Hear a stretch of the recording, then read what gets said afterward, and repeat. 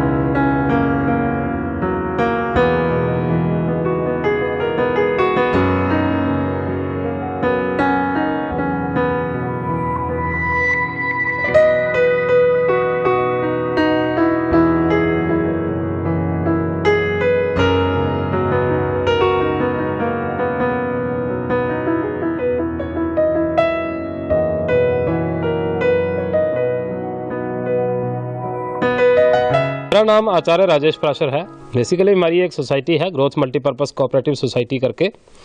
मेरे माताजी शुरू से खेतीबाड़ी से जुड़े रहे हैं और उन्होंने हमें सिखाया है कि खेतीबाड़ी जो करनी है उसको ऑर्गेनिक ढंग से करना है।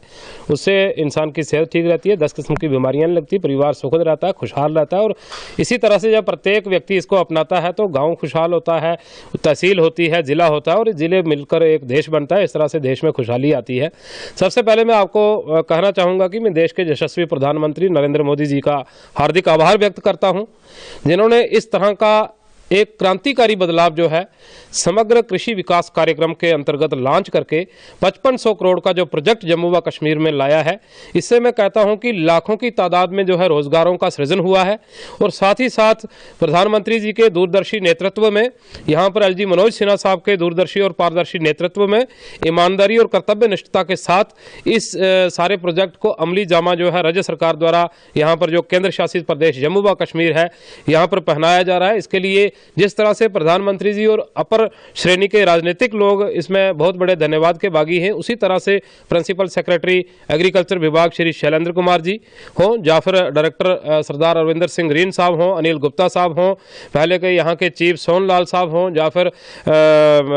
एमजी साहब हों, या फिर वर्तमान chief agriculture officer Rajesh Verma साहब हों। और सबसे बड़ी बात जो जमीनी स्तर पर काम करने वाली एग्रीकल्चर की टीम सुंदरबनी में है, जिसमें हमारे साथ खड़े हैं राजेश सूदन जी, जो कि दिन रात अपने कार्यालय में नहीं, किसानों के बागानों में, किसानों के खेतों में, किसानों के खलिहानों में वर्मी कंपोस्ट के, यहाँ गोबर के एकत्रित किए गए हमारे ढेर होते हैं, वहाँ पे यहाँ पे किसान को पानी की प्रॉब्लम है, वहाँ पे यहाँ पे किसान को नया कुछ करना, वहाँ पे जहाँ पे युवा किसानों को नए प्रोजेक्ट लगाने, वहाँ पे इनकी टीम जो है 12 महीने 24 घंटे तैनात रहती है। ये उसी का एक परिणाम है। मैं एग्रीकल्चर डिपार्टमेंट से हूँ और मैं ये पंचायत अपर बजवाल ए में हमने ये प्रोजेक्ट बनवाया है। ये राजेश आचार्य जी हैं और बड़े ही अच्छे तरीके से ये चला रहे हैं। इनके पास एक आइडिया आया कि इनके पास गोबर काफ़ी मात्रा में था,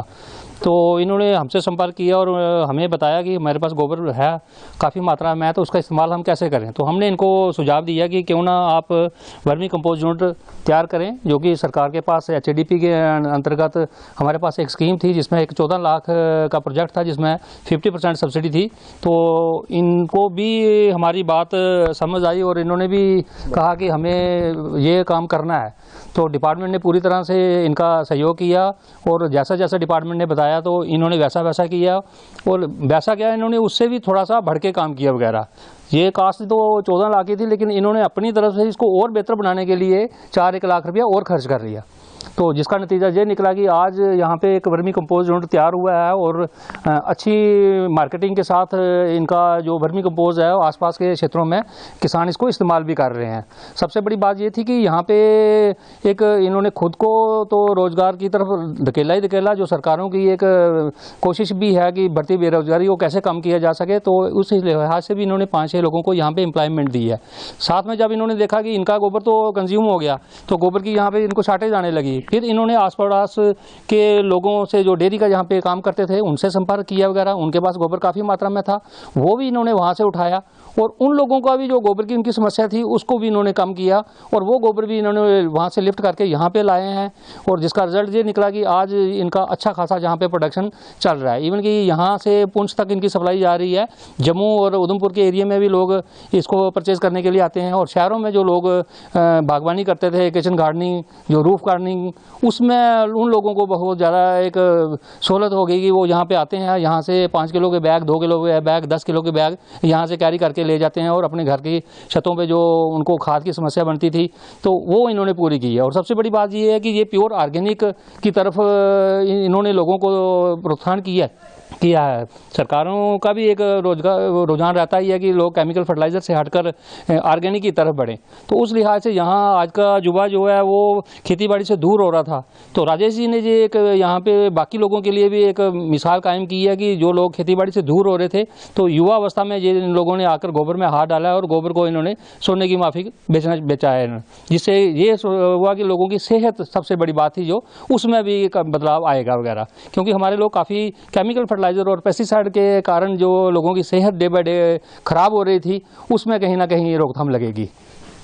इस तरह से सर आज जो है ऑर्गेनिक इस खाद से देसी सब्जियां तैयार हो रही है, पूरे सुंदरबनी में पूरा जो है चेंजिंग आई है, तो कितना बदलाव आया है इसकी वजह से आज पूरी देसी सब्जी जो सप्लाई हो रही है हर जगह में, और ये कितना ज़रूरी था। इसकी वजह से बदलाव काफ़ी आ रहा है और हमारी भी कोशिश रही है कि जो आस पड़ोस की पंचायतें हैं हमने वहाँ से भी किसानों के टूर जो विजिट जहाँ पे करवाए हैं, इवन की दूसरी तहसील से भी लोगों को लाकर यहाँ पे हमने दिखाया है। उन किसानों को भी हमने बोला है कि आप भी अपने बड़े गाँव में, अपनी बड़ी पंचायत में इस किस्म के यूनिट चलाएँ ताकि लोकल लेवल पे जो फर्टिलाइज़र की कमी महसूस होती है उससे निजात लोगों को मिले वगैरह। और उससे काफ़ी लोग प्रेरित भी हुए हैं और हमारे पास आ भी रहे हैं। तो कोशिश करेंगे कि सरकार की तरफ से भी काफ़ी हमारे पास ऑर्गेनिक को बढ़ावा देने के लिए फंडिंग आ रही है, तो कोशिश करेंगे इस किस्म के काफ़ी यूनिट यहाँ पे तैयार हो जाएं।